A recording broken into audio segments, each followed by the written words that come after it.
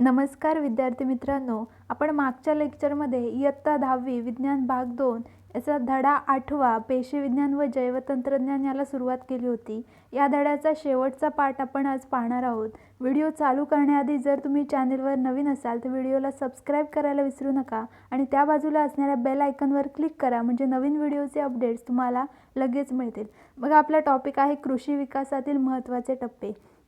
कृषी विषयातील महत्त्वाचे टप्पे हरित क्रांती, श्वेत क्रांती आणि नील क्रांती। मग या वेगवेगळ्या क्रांती घडून आल्या। मग यामध्ये जैवतंत्रज्ञानाचा काय उपयोग करण्यात आला तर बघा, हरित क्रांतीचा शोध कोणी लावला आणि कसा लागला तर 20व्या शतकाच्या सुरुवातीला लोकसंख्या वाढीचा भस्मासूर जाणवू लागला। 20व्या शतकाच्या सुरुवातीलाच लोकसंख्या वाढ झाली, त्याच्यामुळे लोकांना खायला अन्न मिळत नव्हतं।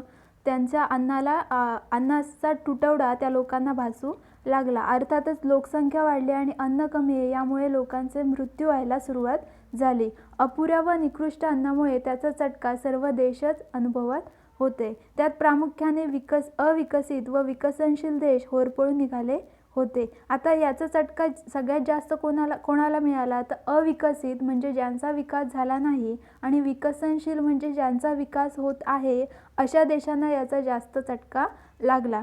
कमी शेतजमीन, जास्तीत जास्त धान्योत्पादन करण्याच्या पद्धतींना एकत्रितपणे हरित क्रांती म्हणतात। मग यावर उपाय म्हणून काय तर हरित क्रांतीचा शोध लावला। हरित क्रांती म्हणजेच काय, कमीत कमी शेतजमिनीत जास्तीत जास्त धान्योत्पादन घेणे ही जी पद्धत आहे याला म्हणतात हरित क्रांती। मग यामध्ये काय करण्यात आलं तर गहू व तांदूळ यांची सुधारित छोटी जात, खते व कीडनाशकांचा सुयोग्य वापर व जलव्यवस्थापन या सर्व गोष्टींमुळे अन्नधान्याच्या उत्पादनात वाढ होऊन फार मोठी जनसंख्या उपासमारीतून वाचली। गहू व तांदळाच्या यांच्या सुधारित जाती नवीन निर्माण करण्यात आल्या।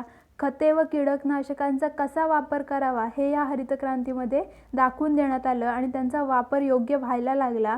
जलव्यवस्थापन, पाण्याचे योग्य व्यवस्थापन करण्यात आले आणि या सगळ्यांमुळे अन्नधान्याच्या उत्पादनात वाढ झाली आणि लोकांना खायला अन्न मिळालं आणि उपासमारीतून वाचली। हरित क्रांतीचा शोध मग कोणी लावला तर डॉक्टर नॉर्मन बोरलॉग हे अमेरिकेचे आहेत आणि डॉक्टर एम.एस. स्वामीनाथन हे भारतातले। या दोघांचे योगदान यामध्ये फार मोलाचे आहे, म्हणून डॉक्टर एम.एस. स्वामीनाथन यांना हरित क्रांतीचे जनक असेही म्हटलं जातं।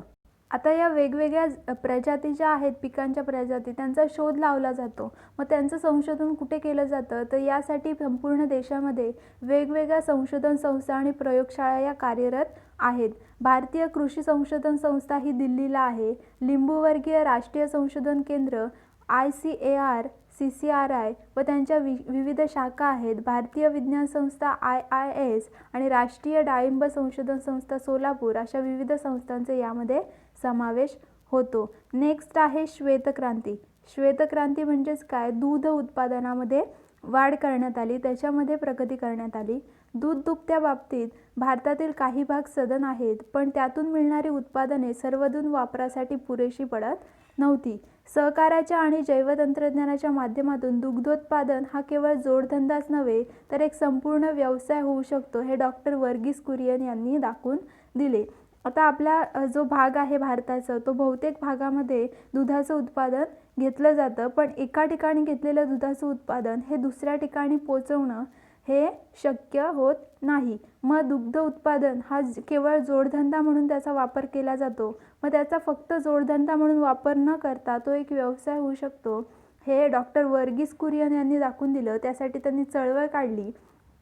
ती चळवळ गुजरात राज्यातील आणंद येथे सुरू केली आणि त्याला एका वेगळ्याच उंचीवर त्यांनी नेऊन ठेवलं। दुधाच्या उत्पादनात स्वयंपूर्णता मिळवताना त्यात गुणवत्ता नियंत्रण, अन्य दुग्धजन्य पदार्थांचे उत्पादन आणि त्यांचे जतन यावर जैवतंत्रज्ञानाचा पुरेपूर वापर करून नवनवीन प्रयोग केले आणि आजकाल जगभरातील लोक पुन्हा आपल्याकडील देशी वाणांना प्राधान्य देत आहेत। आता काय याच्यामध्ये त्यांनी काय ठेवलं, दुग्ध उत्पादन जी चळवळ आहे आणि दुधाच्या उत्पादनात वाढ करण्यासाठी त्यांनी त्या गुणवत्ता नियंत्रण ठेवलं, म्हणजे त्याच्या गुणवत्तामध्ये जास्तीत जास्त वाढ होणे गरजेचं होतं। जास्ती चांगली गुणवत्ता असेल तर जास्ती चांगली त्या पदार्थांना काय येणार आहे, मागणी येणार आहे। ते दूध जास्त काळ टिकून राहण्यासाठी त्यावर वेगवेगळे प्रयोग करण्यात आले, जेणेकरून त्यापासून कुठले वेगवेगळे पदार्थ तयार होतील आणि ते जास्त काळ कसे टिकून राहतील यासाठी त्यांनी प्रयत्न केले. आणि पूर्ण देशभरात पुन्हा काय येत आहे, देशी वाणांनाच प्राधान्य देत आहे. का? कारण देशी वाणाची जी गुणवत्ता आहे ती सगळ्यात चांगली आहे. पुढे आहे नीलक्रांती. नीलक्रांती म्हणजे मत्स्य उत्पादनात प्रगती. नीलक्रांती म्हणजे पाण्याचा वापर करून उपयोगी जीवांची निर्मिती करणे. पाण्याचा वापर करणे आणि त्या पाण्याचा वापर करून कसे नवीन जीव तयार करता येतील, नवीन जीवांची निर्मिती कशी करता येईल याकडे लक्ष देण्यात आलं. पूर्व आशियाई देशात शेततळे व त्यात वाढणारे मासे पुष्कळ प्रमाणात आढळतात. पूर्व आशियाई जो भाग आहे त्याच्यामध्ये शेतामध्ये तळे करून, शेताचा भाग ॲज तळे करून त्यामध्ये माशांची निर्मिती केली जाते व त्यात वाढणारे मासे हे कसे असतात तर त्यांचे प्रमाण हे पुष्कळ प्रमाणात असतं. पण केवळ मासे, कोळंबी इत्यादींपर्यंत न थांबता प्राणी व वनस्पती यांचा सुद्धा विचार होतो आहे. म्हणजे फक्त माशांचंच उत्पादन न घेता त्या पाण्यामध्ये कोणते प्राणी वाढू शकतात व वनस्पतींची वाढ होऊ शकते याचा सुद्धा विचार तिथे करण्यात येतो. भारत सरकारने नीलक्रांती मिशन 2016 NKM16 या कार्यक्रमाद्वारे मत्स्य व्यवसायास अधिकाधिक प्रोत्साहन देऊन उत्पादन वाढीचा संकल्प सोडला आहे. मग यासाठी या उत्पादनासाठी किंवा या व्यवसायासाठी भारत सरकारने सुद्धा पाठिंबा दिलेला आहे. त्यासाठी त्यांनी नीलक्रांती मिशन 2016 या कार्यक्रमाचं आयोजन केलं आणि या कार्यक्रमाद्वारे या मत्स्य व्यवसायाला अधिकाधिक प्रोत्साहन दिले आहे. त्यासाठी त्यांनी अनुदानसुद्धा दिलेलं आहे. या व्यवसायासाठी ते 50 ते 100% सरकारी अनुदान या व्यवसायासाठी उपलब्ध होते. समुद्राच्या खाऱ्या पाण्यात अथवा शेतातील तलावाच्या गोड्या पाण्यात फार मोठ्या प्रमाणात मत्स्यशेती शक्य आहे. मग ही मत्स्यशेती जी आहे ती खाऱ्या पाण्यात सुद्धा शक्य आहे आणि गोड्या पाण्यात सुद्धा शक्य आहे. खाऱ्या पाण्यात वेगळे माशांची वाढ होते आणि गोड्या पाण्यातील माशांची वाढ होते. मग रोहू, कटला यांसारखे गोड्या पाण्यातील मासे अथवा कोळंबी, शेवडे यासारखी खाऱ्या पाण्यातील उत्पादने मोठ्या प्रमाणावर घेतली जाऊ लागली आहेत. म्हणजेच काय, जी खाऱ्या पाण्यात ज्यांची वाढ होते म्हणजे कोळंबी, शेवडे यासारखे मासे आणि गोड्या पाण्यात राहणारे मासे म्हणजे रोहू, कटला यांचे मोठ्या प्रमाणावर उत्पादन घेतले जात आहे. अशा प्रकारे नीलक्रांतीमध्ये सुद्धा प्रगती होत आहे. पुढे आहे खते. आता खते किती प्रकारचे असतात तर 2 प्रकारची असतात आणि ही खते कुठे वापरली जातात तर शेती व्यवसायामध्ये खते वापरली जातात. पहिला प्रकार आहे सेंद्रिय खते आणि दुसरे आहेत रासायनिक खते. जर सेंद्रिय खतांचा वापर जास्तीत जास्त केला तर त्या वापराने भूसंधारण होऊन जमिनीची पाणी धरून ठेवण्याची जी धारणा आहे ती वाढते. रासायनिक खतांमुळे काय होतं, जे केमिकल्स आहेत ते जमिनीमध्ये मिसळतात आणि त्याच्यामुळे जमीन नापीक होण्याची शक्यता असते. पण सेंद्रिय खतांमुळे काय होतं तर जमीन जास्तीत जास्त सुपीक होण्यात तसेच त्याची पाणी धरून ठेवण्याची धारणा आहे ती सुद्धा वाढते. म्हणजे सेंद्रिय खतामुळे काय होतं, आपल्याला फायदा होतो. कुथित मृदेच्या निर्मितीमुळे आवश्यक असा जमिनीचा वरचा थर निर्माण होतो. आता कुथित मृदा म्हणजेच काय, सगळ्यात जमिनीचा वरचा जो लेअर असतो तो पालापाचोळा आणि कुजलेले जे अवशेष आहे त्यामुळे तो तयार झालेला असतो. ती जी माती आहे त्याला बोलतात कुथित मृदा. आणि त्या मृदेमुळे किंवा त्या मातीमुळे काय होतं, जमिनीचा वरचा थर निर्माण होतो.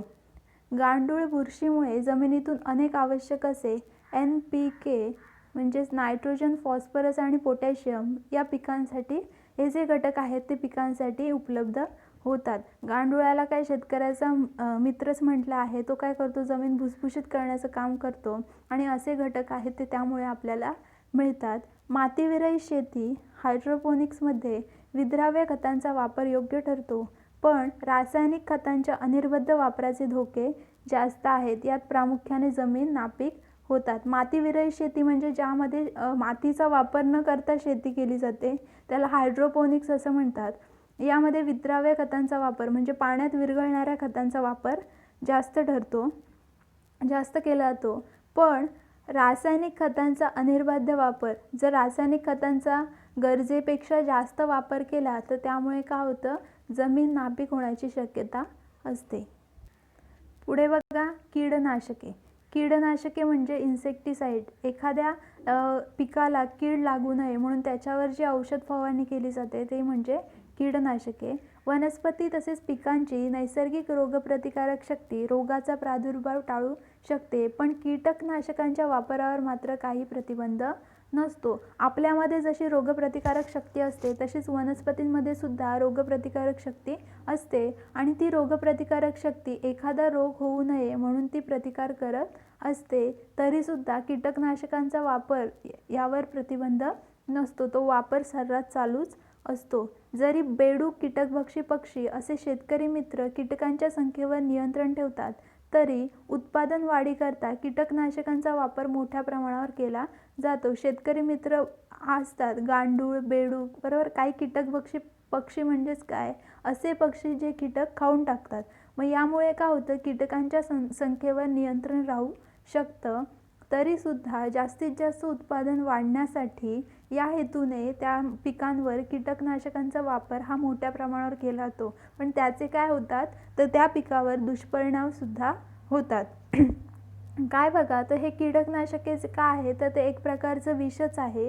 हे विष पाणी व अन्न यामार्फत अन्नजाळ्यांमध्ये पसरते. जर आपण कीटकनाशके त्या पिकांवर मारलं तर त्या पिकांमध्ये असणारे जे खाली जे पाणी सोडतो आपण, त्या पाण्यामध्ये तसेच त्या पिकामधून ते पीक जर आपण खाल्लं, एखादी भाजी असेल, फळ असेल, त्या फळा थ्रू ते कुठे जातं, अन्नामार्फत आपल्या पोटामध्ये जातं आणि त्यामुळे विषबाधा होण्याची शक्यता असते माणसाला सुद्धा आणि काही प्राण्यांना सुद्धा. त्यामुळे जैविक विषवृद्धी होते आणि त्यामुळे काय होते, जैविक विषवृद्धी, विषबाधा होण्याची शक्यता असते. हे विषारी कुठले आहेत तर बघा, DDT, मेलॅथिऑन आणि क्लोरोपायरिफॉस अशी अनेक कीटकनाशके ही घातक ठरली आहेत आणि याच्यामुळे जीवाला धोका निर्माण होऊ शकतो. पुढे आहे सेंद्रिय शेती. सेंद्रिय शेती म्हणजे ऑर्गॅनिक फार्मिंग. हल्ली सेंद्रिय शेती व सेंद्रिय उत्पादने हा परवलीचा शब्द झाला आहे. बऱ्याच ठिकाणी ही सेंद्रिय उत्पादने उपलब्ध होत आहे व त्यांची मागणी ही दिवसागणिक वाढत आहे. सेंद्रिय शेती हल्ली बहुतेक लोक ही सेंद्रिय शेतीकडे वळलेली आहेत. तसेच सेंद्रिय उत्पादने जे आहेत यांना काय आहे, जास्त प्रमाणात मागणी वाढली आहे. शेती करत असताना आपल्याकडे रासायनिक खतांचा व कीटकनाशकांचा अनिर्बंध वापर झाला. ही विषारी रसायने अन्न व पाण्यावाटे माणसांपर्यंत येऊन पोचली व त्यांचे अनेक दुष्परिणाम मानव व पर्यावरणावर दिसू लागले. सेंद्रिय शेतीच्या आधी शेती करण्याच्या वेळी आपण रासायनिक खतांचा वापर करत होतो आणि कीटकनाशकांचा वापर होतो, बरोबर. मग ही रसायने जे आहेत ते आपण वरती पाहिल्याप्रमाणे अन्न व पाण्यामार्फत कुठे जातात, माणसापर्यंत पोचतात आणि याचा दुष्परिणाम मानव तसेच पर्यावरणावर होतो. मग यावर ऑप्शन म्हणून सेंद्रिय शेती आता वापरली जाते. जमिनीच्या सुपीकतेशी व पिकांच्या किडीच्या प्रादुर्भावाशी संबंधित असे प्रश्न निर्माण झाले आहेत. यावर आवर घालण्यासाठी आज शेतकरी मोठ्या प्रमाणावर सेंद्रिय शेतीकडे वळू लागलेला आहे. रासायनिक खतांचा जास्त वापर केल्यामुळे जमिनीची सुपीकता नष्ट होते. त्याचप्रमाणे पिकांच्या किडी आहेत त्यांचाही प्रादुर्भाव वाढला आहे, म्हणजे त्यावरही आळा राहिलेला नाही. यामध्ये प्रामुख्याने आता सेंद्रिय शेती म्हणजेच काय, ज्यामध्ये रासायनिक खतांचा पूर्णपणे वापर करत नाही, पूर्णपणे त्यावर बंदी आणली आहे. यामध्ये रासायनिक खतांचा व कीटकनाशकांचा पूर्ण प्रतिबंध करून कसदार देशी वाणाच्या वापराने हा नैसर्गिक समतोल राखून शेती पर्यावरणपूरक केलेली दिसून येते. निश्चितच हे एक स्वागतार्ह पाऊल आहे. मग त्याच्यामध्ये सेंद्रिय खतांचा वापर केला जातो. गांडूळ खतासारखी जी खतं आहेत अशी सेंद्रिय खते या सेंद्रिय शेतीमध्ये वापरली जातात आणि यामध्ये रासायनिक खतांवर पूर्णपणे बॅन लावलेला आहे. रासायनिक खतं आणि कीटकनाशकांचा पूर्णपणे वापर बंद केलेला आहे आणि कसदार देशी वाण जे आहेत, देशी वाण याचा वापर करून जास्तीत जास्त चांगलं उत्पादन या शेतीमधून घेतलं जात आहे आणि हे पर्यावरणपूरक सुद्धा आहे. पर्यावरणालाही या शेतीने काहीही हानी होत नाही आणि या शेतीचं सगळीकडे स्वागतच होत आहे. पुढचा टॉपिक आहे मधुमक्षिका पालन, एपिकल्चर. मधुमक्षिका पालन, त्यापासून मधाचं उत्पादन घेतलं जातं. आपण मधमाशांचे पोळे पाहिले आहेत. असे पोळे काढण्याची अगदी वाईट पद्धत म्हणजे माशांना जळत्या मशालीचा धूर लावून पळवून लावणे व नंतर पोळ्याचे तुकडे करून ते काढणे ही पारंपरिक पद्धत आहे. म्हणजे पूर्वीपासून चालू येणारी पद्धत म्हणजेच काय, एखादा मधमाशांचा पोळा असेल तर त्याला जळत्या मशालीने धूर लावणे किंवा जाळणे व नंतर जो पोळा आहे त्याला जाळल्यानंतर त्यातली माशा आहेत त्या मरून जातात, बरोबर. आणि नंतर त्या पोळ्याचे तुकडे करून त्यामधून मध काढलं जातं. मग यामुळे तो जो पोळा आहे, त्यांचं जे घर आहे ते पूर्णपणे काय होतं, नष्ट होतं आणि त्यामधल्या मधमाशासुद्धा मरतात. मग यावर ऑप्शन म्हणून कृत्रिम मधमाशांची पोळी किंवा पेटी वापरली जाते. अशी एक पेटी वापरली जाते, त्यामध्ये पोळ्यातील मध काढणे सोपे जाते आणि त्यामुळे पोळ्याचे व माशांचेही नुकसान होत नाही. हे बघा, इथे जी मधुमक्षिका पालनची दिलेली 8.12ची जी आकृती आहे, अशा प्रकारे पेटी असते आणि त्यामध्ये मधुमक्षिका टाकल्या जातात आणि जे मध आहे ते खाली गोळा होतं, म्हणजे त्याच्यामुळे माशाही मरत नाही आणि त्यांचं घरही सुरक्षित राहतं. पुढचा टॉपिक आहे औषधी वनस्पती लागवड. औषधी वनस्पतींची आता लागवड वाढली आहे का? तर औषधी वनस्पतींचा आता आपल्या आयुर्वेदामध्ये खूप महत्त्वाचा वाटा आहे. बघा, भारताला जैवविविधतेचे मोठे वरदान लाभले आहे. या सर्वांचा वापर करत भारतीय माणूस निसर्गाबरोबर ममत्वाचे नाते जोडून आहे. नैसर्गिक साधनांचा वापर करून रोगमुक्ती शक्य करणारा आयुर्वेदाचा हा फार मोठा का आहे वारसा आपल्याकडे आहे. नैसर्गिक साधनं ही औषधी वनस्पती कुठे आढळतात? तर जंगलामध्ये आढळतात. म्हणजे नैसर्गिक साधनांमध्येच ही औषधी वनस्पती असतात आणि याच्यामुळे कुठल्याही रोगावर औषधही तयार होऊ शकतात. म्हणजे रोगमुक्ती शक्य करणारा हा काय आहे आयुर्वेदाचा आरसा आपल्याला लाभलेला आहे. आयुर्वेदात सांगितलेल्या औषधी वनस्पती पूर्वी जंगलातून गोळा केल्या जात असे. आता जंगलाचे प्रमाण घटत चालले आहे. याचा परिणाम म्हणजे औषधी वनस्पती दुर्मिळ होत चालल्या आहेत. पूर्वी काय करायचं, औषधी वनस्पती जंगलातून गोळा करून आणायचा, पण आता काय झालेलं आहे, वृक्षतोडीमुळे जंगलाचे प्रमाण हे कमी होत आहे आणि त्याच्यामुळे अशा या औषधी वनस्पती या दुर्मिळ होत चाललेल्या आहेत. मग यावर उपाय काय? तर आता अशा वनस्पतींची लागवड ही मोठ्या प्रमाणावर केली जात आहे, जेणेकरून आपला तो वारसा आहे तो कंटिन्यू चालू राहील. शेवटचा टॉपिक आहे फळ प्रक्रिया उद्योग. आता फळ प्रक्रिया उद्योग म्हणजेच फळांवर कुठल्या कुठल्या प्रक्रिया केल्या जातात. तर फळांपासून बनवलेली अनेक प्रकारची उत्पादने आपण रोजच्या रोज जीवनामध्ये वापरतो. फॉर एक्झाम्पल चॉकलेट, सरबते, जॅम, जेली असे वेगवेगळे स्वादिष्ट पदार्थ यांचा वापर हे सगळेच करतात. पण हे शक्य होते ते फळांवर प्रक्रिया करून. मग ही असे प्रोडक्ट कशापासून तयार केल्यात? तर फळांवर वेगवेगळ्या प्रक्रिया करून त्यांपासून असे प्रोडक्ट तयार केले जातात. फळे हा तसा नाशिवंत शेतमाल आहे, बरोबर ना. फळा पिकून तो कुजून जातो, त्याच्यावर जर आपण त्याच्यापासून दुसरा एखादा पदार्थ बनवला नाही तर तो जास्त काळ टिकत नाही. तर तो वर्षभर वापरता यावा, टिकून राहावा, त्यासाठी त्यावर वेगवेगळ्या प्रक्रिया केल्या जातात. शीतगृहासारख्या सुविधेपासून वाळवणे म्हणजे एखाद्या कोल्ड ठिकाणी ठेवणे किंवा एखाद्या ठिकाणी वाळवणे. जर दमटपणा त्याला लागला, त्या पदार्थाला दमटपणा लागला तर त्याला बुरशी येऊ लागते आणि ती बुरशी येऊ नये म्हणून त्याला काय केलं जातं, वाळवलं जातं. खारवणे, मीठ लावून ठेवलं जातं, साखर घालून त्याला ठेवलं जातं जेणेकरून तो जास्त काळ टिकेल. आटवलं जातं, हवा बंद करणे, असे विविध प्रकारची फळे टिकवण्याची प्रक्रिया आहे. साखर घालून त्याचा मुरांबा वगैरे बनवला जातो, आटवून ठेवलं जातं. हवाबंद पॅकेट, त्याच्यामुळे बाहेरचा हवा त्याला लागत नाही. अशा प्रकारे फळांवर प्रक्रिया करून त्यापासून वेगवेगळ्या प्रोडक्ट तयार केले जातात. फॉर एक्झाम्पल आंब्यापासून आंबरस, तसेच आंबावड्या बनवल्या जातात, लोणची बनवली जातात, मुरांबे बनवले जातात. इथे आपला हा धडा संपलेला आहे. धन्यवाद.